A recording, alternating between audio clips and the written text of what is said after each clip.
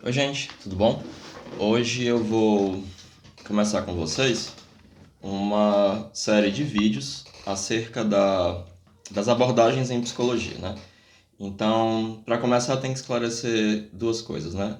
Primeiro, eu me chamo Heráclito. Se vocês puderem dar um joinha, se inscrever no canal, compartilhar esse vídeo com quem vocês acham que seja interessante, é isso, dá uma ajudada.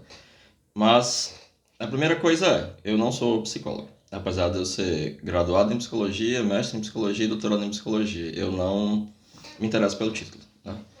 Você nunca vai me ver dizendo por aí que eu sou psicólogo, né? Eu estou aqui falando na perspectiva de um epistemólogo que estuda a epistemologia das psicologias e de um historiador das ciências que tem um interesse em especial pela história da psicologia.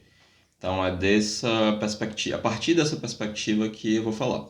A segunda coisa o leigo acha, né, que a psicologia é uma coisa só. Né? Quando se fala psicologia, na verdade há um equívoco, né?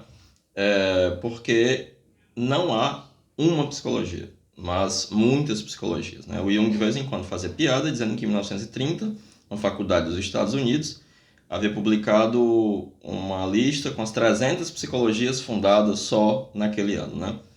Então, quando você entra na faculdade, você descobre, ou quando você começa a estudar, obviamente, que existem diversas psicologias com objetos de estudo completamente diferentes, métodos completamente diferentes e epistemologias ou justificativas epistemológicas, objetivos, etc., completamente diferentes. Então, eu vou fazer uma série de vídeos explicando essas diferenças. Essas diferenças são ainda mais cruciais quando nós estamos falando de psicologia clínica, porque aí é que entra em questão esse termo, abordagens, né? Que é justamente a maneira como, na clínica, no tratamento, seja ele em grupo ou individual, o psicoterapeuta, seja ele psicólogo ou não, ele vai lidar com o paciente a partir de determinados pressupostos, seja eles epistemológicos, teóricos ou filosóficos, né? Como no caso dos humanismos. Então, a primeira coisa que precisa ficar clara é que não há uma só psicologia, mas várias psicologias. Não existe uma ciência psicológica específica. E mesmo dentre essas variadas psicologias ou abordagens, existem diferenças quanto a, ao que se pensa enquanto, as que se pensam enquanto científicas ou não, etc, etc, etc. Então, e mais, né? Existem também modismos. Hoje em dia, o principal modismo é a terapia cognitiva, né? Especialmente entre psiquiatras, etc.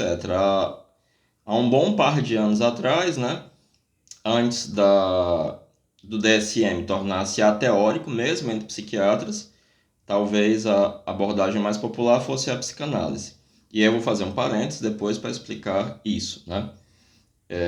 Bom, ficando claro, primeiro, que há esses modismos, que a psicologia não é una, mas um conglomerado extremamente contraditório de várias psicologias, né? Existem, na perspectiva clínica, o que se chama de abordagens, né? E aí, basicamente, você vai ter do que se é estudado, por exemplo, na faculdade de psicologia, tomando isso como critério, né? A psicanálise, e aí é preciso um parênteses, né? A psicanálise não é uma abordagem da psicologia.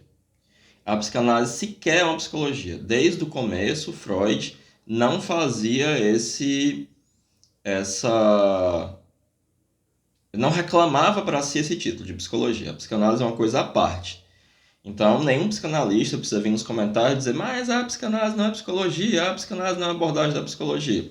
Eu estou usando a psicanálise, que é esse termo, porque ela foi apropriada pela psicologia. Como ela foi apropriada pela psicologia e ainda é amplamente estudada nos cursos de psicologia e tratada como tal, eu vou tratá-la aqui também como tal, sabendo que ela não é, né? E sabendo que existem distinções dentro da própria psicanálise, né? Que isso fique claro desde o começo. Então você tem a psicanálise de Freud, não apenas de Freud, né, mas quando eu for tratar da psicanálise eu vou ser mais específico em suas subdivisões. A psicologia individual de Adler, que ainda é praticada na Europa, muito pouco, quase não é praticada no Brasil, mas que tem uma marcante influência sobre os humanismos, né? E aí você tem o behaviorismo, o comportamentalismo, a partir de, principalmente, Skinner, que praticamente morreu nos Estados Unidos, devido a um debate intelectual com o Chomsky, que eu vou tratar quando estiver tratando disso, né? Obviamente não começa com o Skinner, você tem uma primeira geração de behavioristas com Watson, etc, etc, etc. E aí você tem a terapia cognitiva, o cognitivismo, e você tem os humanismos. Dentro dos humanismos, né, que vão justamente se caracterizar por ser uma dissidência, né, por discordar tanto do behaviorismo quanto da psicanálise, você vai ter, talvez como principal nome, o Carl Rogers, a psicologia ou teoria centrada no cliente ou na pessoa. E aí você vai ter outros, né, que também são colocados como os humanismos. A Gestalt, do Fritz Perls, que não tem nada a ver com a psicologia da Gestalt. Nada, nada, nada, nada, nada, nada. É um golpe publicitário ele ter colocado esse nome. Inclusive a mulher dele discordava que se colocasse esse nome. Ele sequer leu a psicologia alemã da Gestalt. O psicodrama do Moreno e acho que as principais são essas, né? Então você vai ter, em regra, né? A maior parte, não todos os... Ah, e você tem a psicologia transpessoal, da qual eu não irei tratar, né?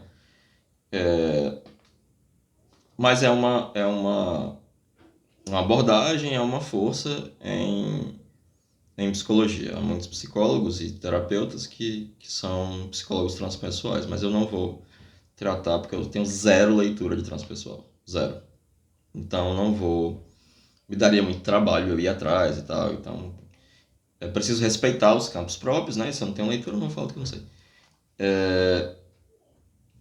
Então, você vai ter, né? A psicanálise, ou as psicanálises, as várias psicanálises, todas com base em Sigmund Freud, né? Sigmund Freud. E a psicologia analítica, obviamente, né?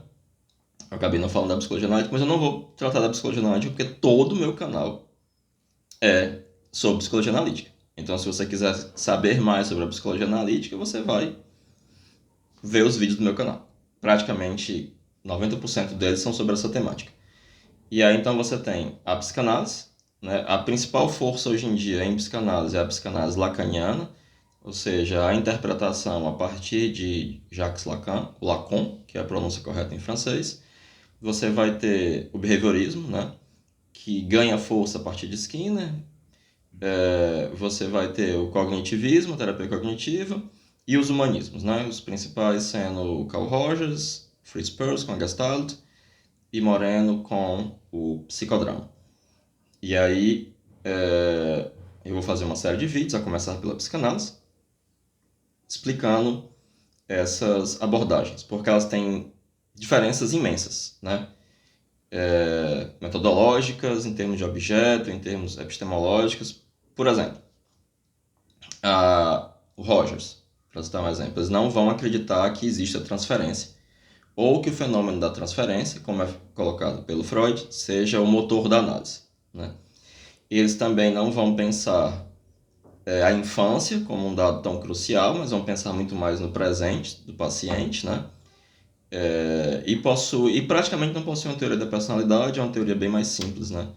Muito similar, profundamente influenciada pela psicologia individual do Adler, né?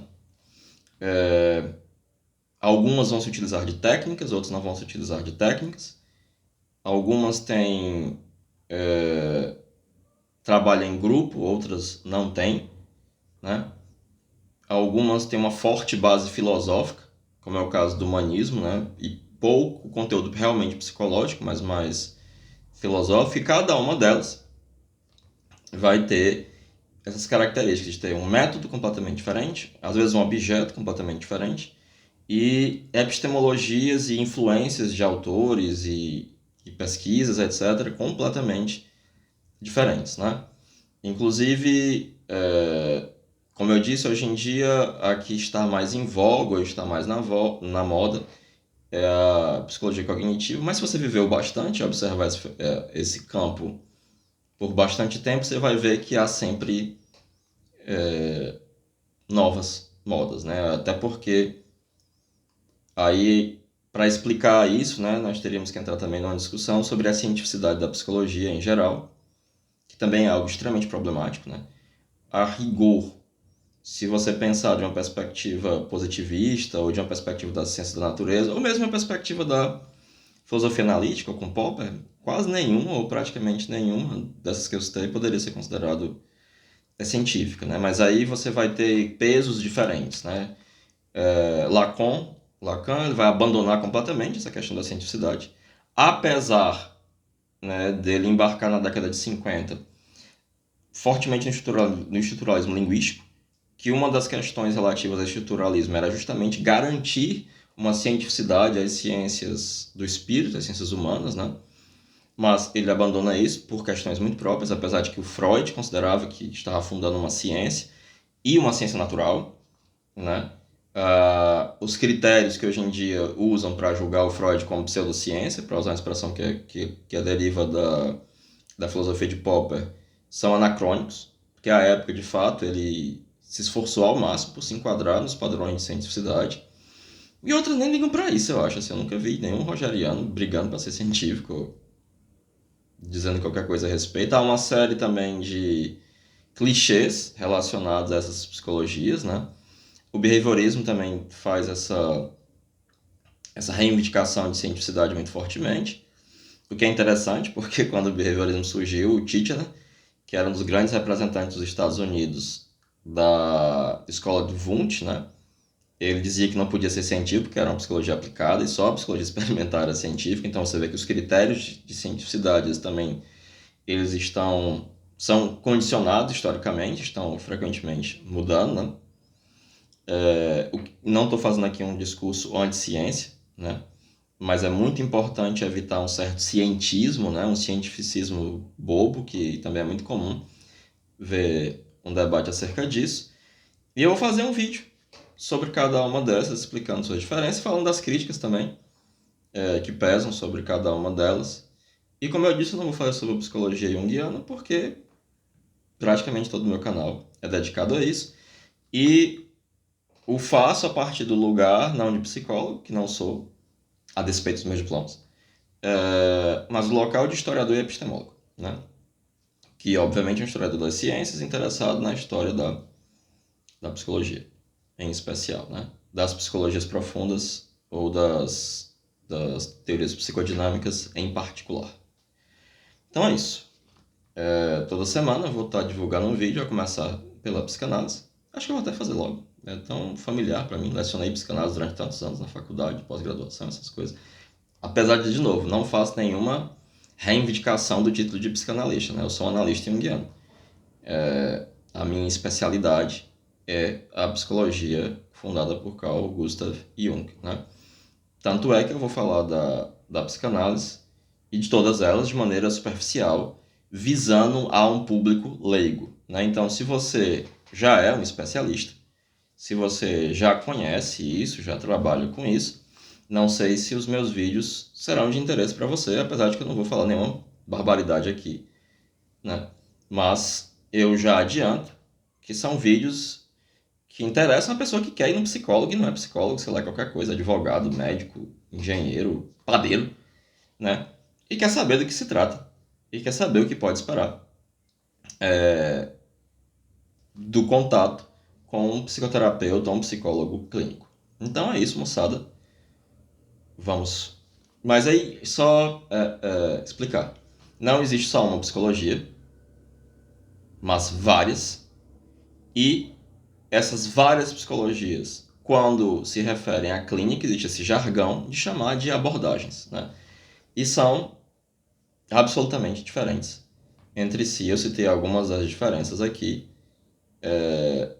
Lacan, Freud e Jung acreditam na existência de um inconsciente psíquico. Outras não vão pensar em nada nesse sentido. Algumas vão negar a existência disso e chamar isso de mentalismo, etc, etc, etc. Então, é isso, moçada. Valeu!